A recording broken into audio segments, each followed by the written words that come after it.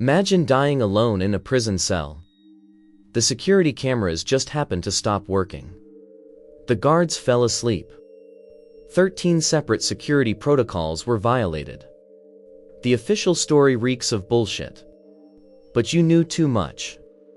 Your little black book contained the names of princes, presidents, and billionaires. 1,600 pages of compromising material. 26 flights by a future head of state aboard your private Boeing. An island where the law didn't seem to exist. Underground tunnels. A temple with no altar. You are Jeffrey Epstein. And this is your story. The story of how a math prodigy from one of Brooklyn's poorest neighborhoods built an empire the devil himself might have envied. You didn't deal drugs. You didn't traffic weapons. You trafficked people and their secrets. You created a system that ran like clockwork. And in the end, you became too dangerous even for the people who had once protected you. Welcome to a labyrinth with no exit. You were born on January 20th, 1953, into a Jewish family on the outskirts of Brooklyn. Your father worked as a gardener for the city's parks department. Your mother was a homemaker. The house on Coleridge Road wasn't the kind of poverty people romanticize. It was simply poverty. Peeling walls. The smell of mold. Neighbors screaming through the night. But you had a gift. You saw numbers where everyone else saw chaos. By the age of 13, you were solving university-level math problems. Your teachers were stunned. Your parents couldn't understand where such talent had come from. To you, mathematics wasn't just a science. It was the language of power. You understood something most people never do. The world was an equation, and every equation could be cracked. People were predictable. Society was built on patterns. Money was nothing more than another variable in the formula for success. You didn't just want to escape Brooklyn. You wanted to erase Brooklyn from your biography. No traces. No past. No history before the moment you became somebody. At school, nobody liked you. You were cold. Arrogant. Too intelligent for your age. And far too poor for your ambitions. Your classmates sensed there was something unsettling about you. You didn't fit in. And you didn't care. You dropped out of Cooper Union before earning a degree. A diploma? Why bother? By then, you had already figured out how the system worked. A piece of paper was just another lie that everyone agreed to treat as the truth. It's 1974. You're 21 years old. You land a job teaching physics and mathematics at Manhattan's prestigious Dalton School. How? You lied on your resume. No college degree. No teaching credentials. Just a perfectly crafted backstory, and absolute confidence in your voice. The headmaster's name was Donald Barr. He knew you were lying. But he saw something useful in you. Maybe a talent for manipulation. Maybe a complete lack of moral boundaries.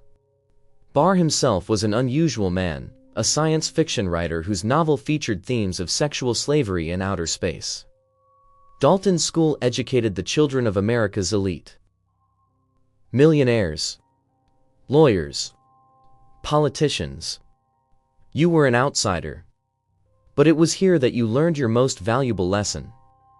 The rich weren't smarter than everyone else. They were simply better at lying. And better at playing the right games. You studied them. Their habits. Their weaknesses. Their fears. Then you were fired. Officially, it was for inappropriate conduct. Unofficially, you had become far too close to several female students. Far too close for a teacher. But the connections remained. The names in your address book. The parents who remembered the charming young instructor with the icy stare. The foundation had been laid. Lies became your first real capital. You landed a job at Bear Stearns. Once again, without a degree. Once again, thanks to connections. One of the fathers from Dalton had put in a good word for you. You started at the bottom. But you learned fast. Too fast. Wall Street in the late 1970s was a cocaine-fueled frenzy. $2,000 suits.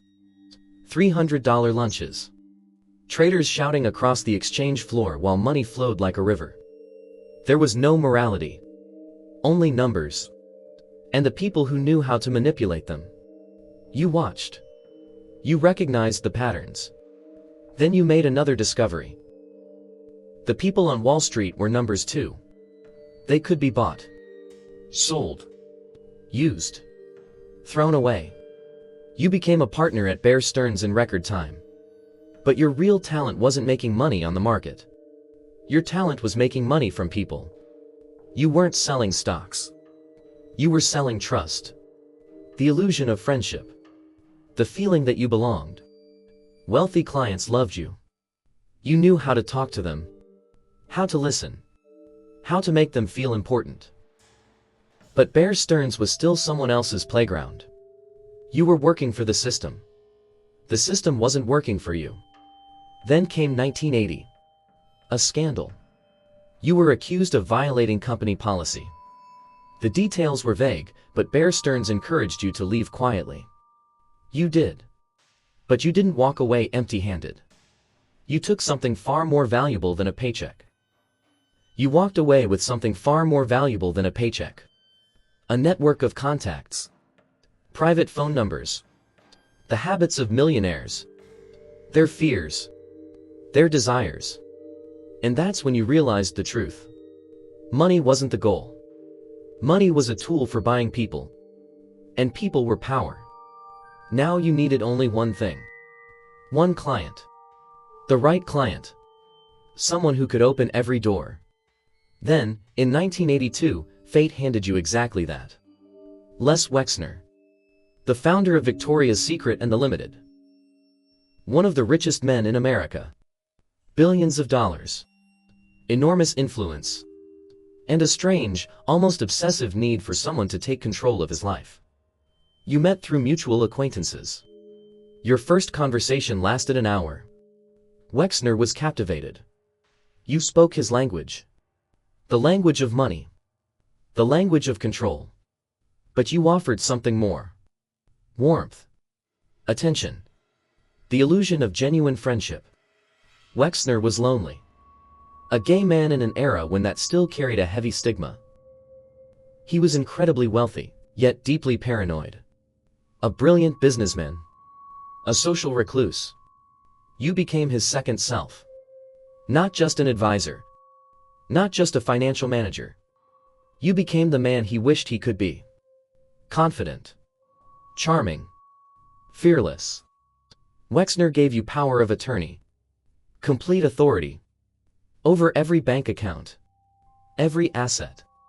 You could sign checks in his name. Buy real estate. Move millions of dollars. No one understood why. No one could explain what kind of hold you had over him. Or what, exactly, you had offered in return. You had simply become indispensable. You solved his problems. Managed his homes. Hired his staff. Planned his parties. You became the invisible puppeteer pulling every string in a billionaire's life. And Wexner was happy. For the first time in years, genuinely happy. As for you, you had just gained access to unlimited resources. Private jets. A sprawling estate. Political connections. The next stage of your rise had begun. It's 1986. Wexner purchases a mansion on East 71st Street in New York. The largest private residence in Manhattan. 9 stories. 40 rooms. He pays $13 million for it. Then spends another $20 million renovating the property. And eventually, he gives it to you. Just like that. A mansion worth more than $30 million. The official explanation: payment for consulting services. But you know the truth. Wexner didn't simply buy you a house. You took over his life. Slowly. Methodically. Almost elegantly. And he never seemed to notice. Now you have a headquarters, a fortress in the heart of Manhattan, and access to a billionaire's seemingly endless fortune. You're ready for the next stage. The 1990s. Your mansion on East 71st Street isn't just a home. It's a machine. From the outside, it's magnificent. Marble floors, ornate moldings, paintings by old masters covering the walls. Inside, it's a web.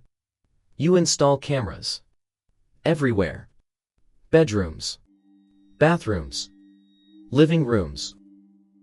The lenses are hidden behind paintings, inside ventilation grills, between the books on library shelves. Microphones disappear into chandeliers. Motion sensors watch every hallway. Every room is a trap. In the basement, an archive. Shelves lined with carefully labeled VHS tapes. Dates. Names. Events. You're not simply collecting compromising material. You're building a system of control. Powerful people come to your parties. Politicians. Scientists. Business executives. Lawyers. They relax. They drink. Their guard comes down. And you record everything. Every word. Every gesture. Every mistake. Your mansion becomes legendary among the elite. Jeffrey's incredible house. A place where people can truly be themselves. Where no one judges them. Where every desire can be fulfilled. But no one knows about the cameras. No one suspects that every step they take, every conversation they have, every glance, is being archived forever. You build a file on every important guest. Their weaknesses, their vices, their fears. And you never use compromising material in an obvious way. You're far too smart for crude blackmail. Instead, you help. You solve problems. Make the right phone calls. Open the right doors. And people begin to feel indebted to you. A debt with no expiration date. One guest, a renowned professor from a prestigious university, once described your mansion this way. It felt like the set of a horror movie. Too beautiful to be real. Asterisk. He was right. But by then, he was already trapped. You had built a machine that manufactured dependence. People arrived free. They left bound by invisible chains. By the end of the 1990s, your archive contained hundreds of hours of video footage. Thousands of photographs. This wasn't just power. It was insurance. Permanent. Absolute. Then came 1998. You bought an island. Little St. James. 28 hectares of tropical paradise in the U.S. Virgin Islands. Purchase price, $7.5 million. Officially, it was a private retreat for a wealthy businessman. Unofficially, it became a place beyond ordinary jurisdiction. The island was surrounded by crystal clear turquoise water. White sand. Palm trees. Silence. The nearest neighbor was over a kilometer away. The perfect setting for complete isolation. Construction began. Not just a villa. An entire compound. A main residence. Guest cottages. A swimming pool. A solar observatory. And a strange blue and white temple standing on a hill. A dome. Columns. A golden statue on the roof. Locals called it a temple. But inside there was no altar. No religious symbols. Only a staircase leading underground. Tunnels. Windowless rooms. Ventilation systems. Backup generators. What lay beneath? The workers who built the tunnels signed strict non-disclosure agreements. Many left the island as soon as construction ended. Most never returned. The locals whispered stories. Boat captains claimed they heard strange sounds at night. Helicopters arrived and departed under the cover of darkness. Before long, the island earned a grim nickname. Pedophile Island. At first, it was only a rumor. There was no proof. For you, the island was more than a retreat. It was sovereign territory. Your own kingdom. A place where US laws seemed far away. A place where you were king, judge, and executioner all at once. You controlled who arrived. By private helicopter. By yacht. No uninvited guests. No staff who asked uncomfortable questions. Everything on the island functioned with military precision. Housekeepers. Young women brought from poor countries. Many spoke only broken English. They asked no questions. They were paid. They signed documents they often couldn't read. The helipad operated around the clock. A private dock welcomed luxury yachts. Backup generators kept the compound completely self-sufficient. This wasn't an island. It was a bunker. A fortress. A stage where you were the director, the writer, and the only audience that truly understood the script. By 2005, dozens of influential figures had visited Little St. James. Their names would surface years later in courtrooms and investigations. But for now, the island remained a secret. A beautiful, terrifying secret. Hidden in the middle of the Caribbean. Then there was the airplane. Not just any airplane. A Boeing 727. A private jet remodeled at a cost of several $1,000,000. Inside, it looked nothing like a business jet. It was a flying palace. Leather sofas. Gold-plated seatbelt buckles. Private bedrooms. A fully stocked bar. Its registration number read N908JE, your initials. Among pilots, it earned an unflattering nickname.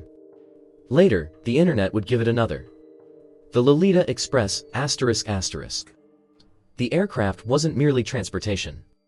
It was another instrument of control. Every flight generated a passenger manifest. Names. Dates. Routes. By law, every passenger had to be recorded. Those flight logs became your insurance policy. And eventually, your greatest liability. Inside those logs were names that could shake the world. Prince Andrew. Bill Clinton. 26 recorded flights. Kevin Spacey. Chris Tucker. Scientists from MIT and Harvard. Senators. Lawyers. Many of them flew to the island. Some returned more than once. Clinton would later publicly deny ever visiting Little St. James. He insisted his trips were limited to humanitarian missions. But the flight logs told their own story. Dates. Routes. Witnesses. At 30,000 feet, the aircraft felt detached from the rest of the world. Only clouds. Champagne. And your cold, calculated control. The flight attendants were chosen personally. Young. Attractive. Carefully trained never to ask questions. They saw everything. They said nothing. Every one of them signed airtight confidentiality agreements. The passengers relaxed. The atmosphere on board suggested complete freedom. No cameras. Officially. No reporters. Only trusted company. But you remembered everything. Who sat beside whom? Who said what? Who drank too much? Who crossed which line? The airplane wasn't simply transportation to the island. It was the first stage of the trap. People boarded willingly. Years later, when investigators finally obtained the flight logs, the dominoes began to fall. One famous name after another. But throughout the 1990s and early 2000s, the Lolita Express continued flying without interruption. New York. Palm Beach. Paris. London. Little St. James. The sky had become your territory. Endless. Untouchable. Now, the system itself. The machine that operated like a business. It all began with something that appeared completely innocent. A classified advertisement in a shopping mall. Massage therapists wanted ***. Excellent pay. Flexible hours. The ideal candidates were young girls from struggling families, dreaming of easy money. 14. 15. 16 years old. The first contact was Ghislaine Maxwell. The daughter of media tycoon Robert Maxwell. A British socialite with impeccable manners. And an icy heart. She was your right hand, your recruiter. She approached girls in shopping malls, on beaches, outside schools, always with a warm smile, always with a compliment. My friend is looking for massage therapists. It's easy work. $200 an hour. Interested? $200. For a teenager from a struggling neighborhood, it sounded like a fortune. The girls came to the mansion on East 71st Street, or to your estate in Palm Beach. Ghislaine greeted them at the door. Friendly, reassuring, almost motherly. She led them inside. Jeffrey just wants to relax. It's only a massage. Nothing to worry about. But it was never just a massage. You entered the room wearing only a towel. You lay down on the massage table. You asked them to work on your shoulders, your back. Then the boundaries began to shift. First came the suggestions, then the inappropriate touches, then the demands. Some girls panicked, some ran, but many stayed. Money, promises of help with school, career opportunities, expensive gifts. And then came the next step. Bring a friend. You'll earn another $200. It became a pyramid, a form of network marketing built on exploitation. Victims became recruiters. They brought their friends, who brought even more friends. Soon the system no longer needed your direct involvement. It operated almost by itself. You simply controlled the flow. Ghislaine coordinated everything. She kept schedules, maintained lists. She knew who was arriving, who was considered compliant, who might become a problem. Over the course of a decade, hundreds of girls passed through the system, perhaps even more. Some took the money and disappeared, trying to forget what had happened. Others became trapped, dependent on the money, dependent on the attention, dependent on the illusion of being close to power. You rarely needed physical force. Why would you? You possessed something far more effective: psychological manipulation. You made promises. You offered to help pay for school. You talked about career opportunities. You played the role of a benefactor, a mentor, a trusted friend. And the girls believed you, because they wanted to believe you. Years later, one of the victims would say, "He made me feel special. Like I was the only one who mattered. It took me years to realize I was just another name on a list." Asterisk. The conveyor belt ran with frightening efficiency. Until 1999, when the first crack began to appear in the system. By then, money no longer excited you. You had more than you could ever spend. What mattered now was power. Control over people who influenced the world. But even that wasn't enough. You wanted something more. You wanted immortality. As the 2000s began, you became increasingly obsessed with science. Not as a casual enthusiast. As a man consumed by an idea. You donated millions of dollars to researchers. MIT. Harvard. Artificial intelligence institutes. Scientific foundations. But your true interest wasn't scientific progress. It was genetics. Eugenics. You spoke openly about improving humanity. About creating a superior race. About spreading your own DNA across the planet. You had a plan. A bizarre, grotesque, almost unbelievable plan. A ranch in New Mexico. Enough land to build an isolated compound. You imagined filling it with 20 women. They would bear your children, one after another. A factory for your DNA. You discussed the idea openly with scientists. Without embarrassment. Without hesitation. Most of them laughed. They assumed you were joking. You weren't. You were completely serious. You began studying cryonics. You wanted your sperm preserved after your death. You wanted it to be used long after you were gone. You visited research laboratories. Funded cloning projects. Supported genetic engineering research. You genuinely believed you represented the next step in human evolution. That your intelligence, your uniqueness, your genes, were something the future of humanity needed to preserve. You genuinely believed you represented the next step in human evolution. That your intelligence, your uniqueness, your genes, were something the future of humanity needed to preserve.